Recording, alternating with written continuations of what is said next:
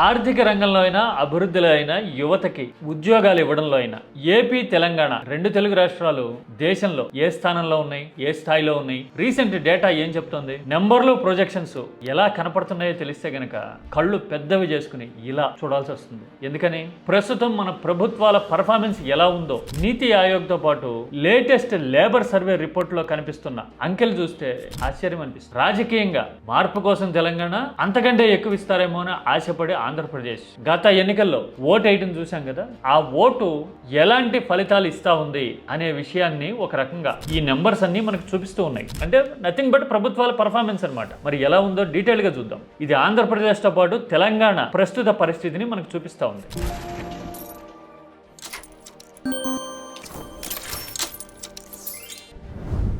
దేశవ్యాప్తంగా రాష్ట్రాల ఆర్థిక స్థితిగతులు ఎలా ఉన్నాయి, అప్పుల పరిస్థితి ఏంటి, రాష్ట్రం అభివృద్ధిలో పరుగులు తీస్తా ఉందా, అంతంత మాత్రంగా ఉందా, అతలాకుతలం అయిపోయిందా అనే విషయాన్ని నీతి ఆయోగ్ పీరియాడికల్ రిపోర్ట్స్ లో మనకు చూపిస్తూ ఉంటుంది కదా. నేను ఒక మ్యాప్ చూపిస్తాను మీకు, చూడండి. ఇది లేటెస్ట్. చూసారుగా రాష్ట్రాల ఆర్థిక ఆరోగ్యం ఎలా ఉంది అని చెప్పి చూడండి. కొన్ని పాయింట్లు ఇచ్చారు. ప్రతి రాష్ట్రానికి 4 కేటగిరీలు ఉన్నాయి. చూడండి, బ్రహ్మాండంగా ఉంటేనేమో ఆ రాష్ట్రాన్ని అచీవర్ అన్నారు, పర్వాలేదు బానే ఉందనిపిస్తే కనుక ఇదిగో ఇక్కడ చూడండి ఫ్రంట్ రన్నర్ అన్నారు, చల్తా హై నెట్టుకొచ్చేస్తుంది అనుకుంటే పర్ఫార్మరు, కాదు క్రిటికల్ గా ఉంది పరిస్థితి అనుకుంటే కనుక ఆస్పిరేషనల్, అంటే నువ్వు ఇంకా ఇంప్రూవ్ అవ్వాలి అబ్బాయి అని చెప్పినట్టు అనమాట. ఇలా 4 కేటగిరీలు పెట్టారు కదా. తెలంగాణ ఎక్కడుంది చూడండి. ఈ కలర్ ని బట్టి చూస్తే 44 పాయింట్లు వచ్చినాయి కదా తెలంగాణకి. అంటే ఫ్రంట్ రన్నర్. ఆర్థిక రంగంలో తెలంగాణ హైదరాబాద్ దన్నుతోనో లేదంటే ప్రీవియస్ పర్ఫార్మెన్స్ తోనో బ్రహ్మాండంగా ఉంది. ఫ్రంట్ రన్నర్ అని చెప్పుకోదగిన ర్యాంక్ లో ఉంది. ఎందుకంటే జిఎస్డిపి లోను పర్ క్యాపిటల్ ఇన్కమ్ లోను ఓవరాల్ పర్ఫార్మెన్స్ లో తెలంగాణ బెటర్ గా ఉండటం గత డికేడ్ గా చూస్తా ఉన్నాం కదా. ఇప్పుడు బెటర్ గా ఉంటే డికేడ్ గురించి, గత దశాబ్దం గురించి ఎందుకు మాట్లాడుతూనే ఉంటారా? ఎస్, మిగతా డేటా కూడా చూపిస్తే గనక అప్పుడు అర్థం అవుతుంది. ఆర్థిక పరంగా చూస్తే మాత్రం తెలంగాణ దేశంలో ఫ్రంట్ రన్నర్ గా ఉంది. ఓకే కదా. ఇక ఆంధ్రప్రదేశ్ 23 పాయింట్లతో ఆస్పిరేషనల్ స్థితిలో ఉంది. ఆస్పిరేషన్స్ అంటే నువ్వు ఇంకా బెటర్ గా ఉండాలి అని పాజిటివ్ గా చెప్పారు. అంటే లాభం లేదు అబ్బాయి అన్నట్టు అనమాట. ఒక రకంగా ఎక్కడ చూసినా గానీ దోచుకో, పంచుకో, తినుకో. ఆస్పిరేషనల్ స్థితిలో ఇంకే రాష్ట్రాలు ఉన్నాయో చూస్తే మనకి పరిస్థితి అర్థమైపోతుంది. చూడండి, బెంగాల్ అలాగే ఉంది, కాస్త అటు ఇటుగా. చూడండి, హిమాచల్ ప్రదేశ్ మనకంటే తక్కువ ఉంది. నిన్న మొన్న చూసాం కదా. ఇప్పుడు హెచ్పి తర్వాత ఏపీ అని. హిమాచల్ ప్రదేశ్ ఆల్రెడీ దివాళా తీసేసిందని చెప్తున్నారు కదా. ఆ 22 పాయింట్లు ఉన్నాయి ఆ హిమాచల్ ప్రదేశ్ కి. అంటే ఏపీకి హిమాచల్ ప్రదేశ్ కి మధ్య 1 పాయింటే తేడా ఉంది. అంటే మన పరిస్థితి అంత అధ్వానంగా ఉందన్నమాట. ఆ పక్కన ఉన్న పంజాబ్ అయితే పాపం మరీ తీసుగట్టుగా ఉంది. ఇటు పక్కన రాజస్థాన్ అయితే అంతంత మాత్రంగా కనపడతా ఉంది. పట్టుమని 4-5 రాష్ట్రాల ఆర్థిక పరిస్థితి బాగుండలా దేశంలో. ఆస్పిరేషనల్ పొజిషన్ లో ఉన్న రాష్ట్రాలు ఇవి. అంటే ఇంప్రూవ్ అవ్వాలి కష్టం అని చెప్తున్న రాష్ట్రాలు ఇవి. అందులో ప్రముఖ రాష్ట్రం, పెద్ద రాష్ట్రం ఆంధ్రప్రదేశ్. 3,52,000 కోట్లు ఏమైనాయి, ఎవరి జోబిల్లోకి డబ్బంతా పోతా ఉంది అన్నది ఆర్థిక పరిస్థితి ఎలా ఉంది అని చెప్పడానికి ఇది తిరుగులేని రుజువు. అందుకోసమే చాలా వాటంగా మనోళ్ళు హెచ్పి ఆ తర్వాత ఏపీ అని రాస్తూ ఉన్నారు. ఇది ఆర్థిక పరిస్థితి. మరి ఉద్యోగాల విషయం ఏంటి? యువత ఏ స్థితిలో ఉన్నారు తెలుగు రాష్ట్రాల్లో చూద్దామా. మీరు చూస్తున్న ఈ మ్యాప్ కింద ఉంది చూడండి. Periodic labour force survey, PLFS అంటారు. ఆ తర్వాత మినిస్ట్రీ ఆఫ్ స్టాటిస్టిక్స్ అంటే కేంద్ర గణాంక శాఖ సర్టిఫై చేసిన డేటా. ఇది నెంబర్స్ ఇవి. ఎక్కడున్నాయి తెలుగు రాష్ట్రాలు చూడండి.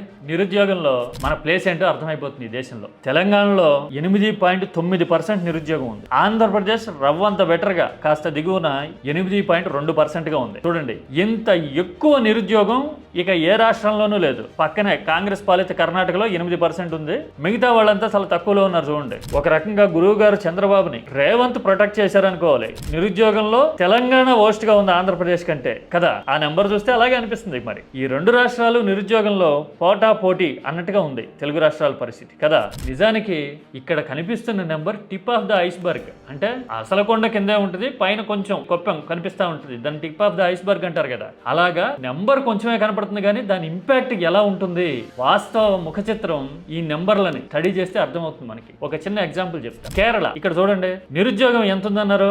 3.7% అని చెప్తున్నారా? అంటే కేంద్ర ప్రభుత్వం వేసే లెక్క ఇలా ఉంది కదా. నిజానికి కేరళలో 3.7% కనపడితేనే నిరుద్యోగం హైయెస్ట్ రేట్ తో ఉన్న రాష్ట్రం అనే ముద్ర పడిపోయింది కేరళ మీద. రీసెంట్ గా పోలింగ్ జరిగింది కదా, ఫలితాల కోసం ఎదురు చూస్తున్నాం కదా 4వ తారీఖున. ఆ ఎన్నికల్లో కూడా ప్రధాన ఎజెండా నిరుద్యోగం కేరళ రాజకీయాల్లో. తెలుసా మీకు? చూడండి, నిరుద్యోగం ఈ స్థాయిలో ఉంది. చదువుకున్న వాళ్ళలో 48% మందికి ఏమో ఉద్యోగాలు లేవంటున్నారు. అంత గ్రేవ్ సిచ్యువేషన్, గట్టర్ సిచ్యువేషన్, క్లిష్టమైన పరిస్థితి ఉంటేనే ఆ నెంబరు 3.7గా ప్రొజెక్ట్ అయింది కేంద్ర లెక్కలో. అలాంటిది 8.2% లేదంటే 8.9% అంటే ఇంకెంత తీవ్రంగా ఉన్నట్టు పరిస్థితి. 3%కే రాజకీయం అతలాకుతలం అయిపోతుంది కేరళలో. మరి అంతకి 2 రెట్లు ఎక్కువ ఉంటే కనుక తెలుగు రాష్ట్రాల్లో చర్చ ఎంత జరగాలి? నిరుద్యోగం మీద జరుగుతుందా? లేదు కదా. మనం తెల్లారులేస్తే పార్టీల పేరుతోనో, కులాల పేరుతోనో, ప్రాంతాల పేరుతోనో తనుగోడంలో బిజీగా ఉన్నాం. రాజకీయం మనకి ఆ బోనిసరుతా ఉంది, అది కొరుకుతా ఉండే పనిలో బిజీగా ఉంటున్నాం మనం కదా. మొదట్లో నేను మాట చెప్పా కదా, ఇప్పుడు పరిస్థితి ఎలా ఉంది, గత పర్ఫార్మెన్స్ ఎలా ఉండేది, గత ప్రభుత్వాల పర్ఫార్మెన్స్ అని, అది కూడా చూద్దాం. ఇప్పుడు 8% పైన ఉంది కదా 2 రాష్ట్రాల్లో నిరుద్యోగం. అదే 2022లో ఎలా ఉందో ఈ మ్యాప్ చూపిస్తా ఉంది చూడండి. తెలంగాణలో కేవలం 0.7% చూడండి. కంపేర్ చేయండి, 2 పక్కన పెట్టి చూడండి. 0.7% ఉండేది 2022లో నిరుద్యోగం. అంటే వెరీ నెగ్లిజిబుల్ అన్నట్టు. అలాంటిది ఇప్పుడు 8.9%కి పెరిగింది. ఎంత అంతా కలిపి ప్రభుత్వం మారి 2.5 ఏళ్లలో చూడండి నిరుద్యోగం ఎక్కడి నుంచి ఎక్కడికి పెరిగిందో. వడ్డించిన విస్తర్ లాగా తెలంగాణ మీకు అప్పచెప్పింది. ఎన్నిట్లలో నంబర్ 1 తెలంగాణ. ఏపీలో చూడండి 2022 లెక్కలో 6.2% ఉంది. అంటే ఇప్పటితో పోలిస్తే 2% తక్కువ. పైగా అది కోవిడ్ పీరియడ్, ఉద్యోగాలు పోయిన కాలం, పనులు దొరకని కాలంలో 6.2, ఇప్పుడు 8.2 ఉంది. అంటే ఈ లెక్కన జగన్ ప్రభుత్వ హయాంలోనే నిరుద్యోగం అనేది చాలా తక్కువగా ఉండేది అని అనుకోవాలా? కేంద్రం చెప్తున్న లెక్క కదా ఇది, మీరు నేను వేసింది కాదు. కేరళలో చూడండి, ఇందాక స్పెసిఫిక్ గా చెప్పుకున్నాం కదా మనం. కేరళలో అప్పుడు 5% ఉంది 2022లో, వేరాజ్ ఇప్పుడు 3.7% తగ్గింది కదా. పక్కన పెడితే మీకు అర్థమవుతుంది. అంటే పినరయి విజయన్ గవర్నమెంట్ బ్రహ్మాండంగా పనిచేసింది, నిరుద్యోగాన్ని తగ్గించింది అని అర్థమవుతోంది కదా. తగ్గించినా కానీ కేరళలో నిరుద్యోగం అనేది రాజకీయ ఎజెండా అయి కూర్చుంది. మన దగ్గర తగ్గకపోగా తెలంగాణలోనేమో ఊహించినంత పెరిగింది, ఏపీలో కూడా గత ప్రభుత్వ హయాంతో పోలిస్తే ఎక్కువైంది. మరి దాని మీద చర్చ జరగట్లా. ఇలాంటి పరిస్థితి ఎందుకుంది? కేవలం జనం రాజకీయాల గురించి, కులాల గురించి మాత్రమే మాట్లాడుకుంటున్నారా, ఆలోచిస్తున్నారా? పార్టీలు ఎజెండా భుజాన వేసుకుని మన జీవితాలు నేల నాకిపోయినా పర్వాలా అన్నట్టుగా ఉందా జనం మైండ్ సెట్ తెలుగు రాష్ట్రాల్లో? అదేనా అనుకోవాల్సింది. మీడియా కూడా అంతే. ఇలాంటి నెంబర్లు ఎక్కడా చూపించదు, మాట్లాడదు, ప్రొజెక్షన్స్, వాస్తవాలు చెప్పట్లేదు కదా. 23 lakh crore jobs. 23 lakh crore? Media చెప్పకపోతే పోయా, పార్టీలు రాజకీయం చేస్తే చేయనివ్వండి, కానీ మన బతుకులేంటో మనకు అర్థం కావాలి కదా, మన భవిష్యత్తు ఏంటో మనం నిర్ణయించుకోవాలి కదా. మరి మనం అంత రేషనల్ గా ఆలోచించగలుగుతున్నామా? కేంద్ర లెక్కల ప్రకారం 3% మాత్రమే నిరుద్యోగం ఉన్న కేరళ ఆ నిరుద్యోగాన్ని ఎన్నికల్లో ఎజెండా చేస్తే మనం మాత్రం 8%లో నిలువునా కాలిపోతున్నట్టు పరిస్థితి ఉన్నా కూడా రవ్వంత కూడా మాట్లాడుకోవట్లా నిరుద్యోగం గురించి, ఆర్థిక పరిస్థితుల గురించి. సో సాడ్ కదా. ఈ పరిస్థితి చూస్తే ఏమర్థం చేసుకోవాలి? గత ప్రభుత్వాల హయాంలో బెటర్గా ఉన్నాం అనుకోవాలా, లేదంటే పరిస్థితులు తీవ్రంగా మారుతున్నా కానీ మనం తెలుసుకోలేకపోతున్నాం అనుకోవాలా? మన జీవితాల్ని, మన రాష్ట్రాల పరిస్థితిని మార్చాలంటే ఎలాంటి ఆలోచనలు, ఎలాంటి విధానాలు కావాలి? కామెంట్ నిర్మాణాత్మకంగా చేయండి, సబ్జెక్ట్ ఓరియంటెడ్గా చేయండి. This is key talks request.